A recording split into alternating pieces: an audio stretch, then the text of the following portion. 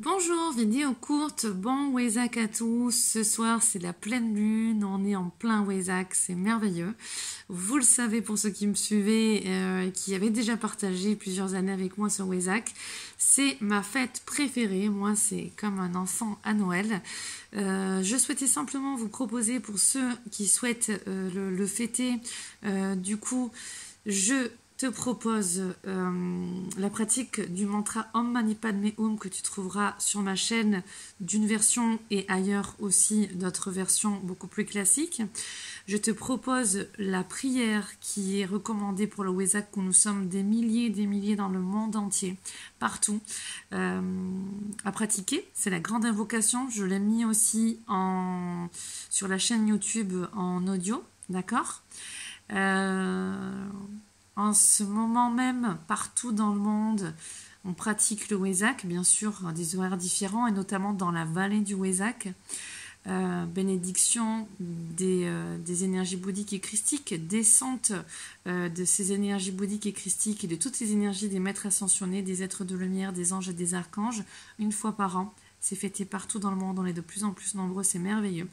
Et ensuite, je suis en train de te mettre à charger un mantra comme une petite cérémonie Wesak pour faire en fait avec moi si tu le souhaites, et avec un mantra que je te propose de partager pour t'unir avec tes guides et les êtres de lumière et les maîtres ascensionnés. Donc pas que Bouddha et Christ et Yeshua, mais aussi Krishna, aussi Shiva et d'autres, et ton gourou intérieur. Donc gourou dans le côté sacré, ça veut dire passer de l'ombre à la lumière. Donc en fait c'est le maître spirituel qui va amener les personnes à aller voir ses propres ombres, travailler sur ses ombres pour les transmuter en lumière et aller voir aussi sa propre lumière. Voilà. Donc tu as aussi ton gourou intérieur, ta guidance intérieure qui va t'amener à aller te révéler à toi-même, voir tes lumières et les mettre en lumière, et voir tes propres ombres, les mettre aussi en lumière, travailler dessus, sur ta propre matière, tel un alchimiste, pour les transmuter en lumière. Voilà, donc je te propose ce petit programme pour ce soir si tu le souhaites, et tu peux ensuite à la fin des mantras faire une méditation silencieuse et te laisser en fait remplir comme un calice, comme un vase, comme une bouteille, hein, remplir ton corps de ces belles énergies qui créeront en toi un beau réveil, une belle alliance, et réveiller en toi ces belles qualités,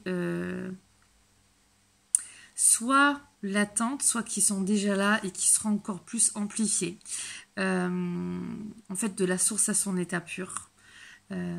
Énergie de vie, ça va renforcer ton système immunitaire aussi, ça va renforcer ton intuition, ta guidance, ta compassion, ta bienveillance, ta joie de vivre,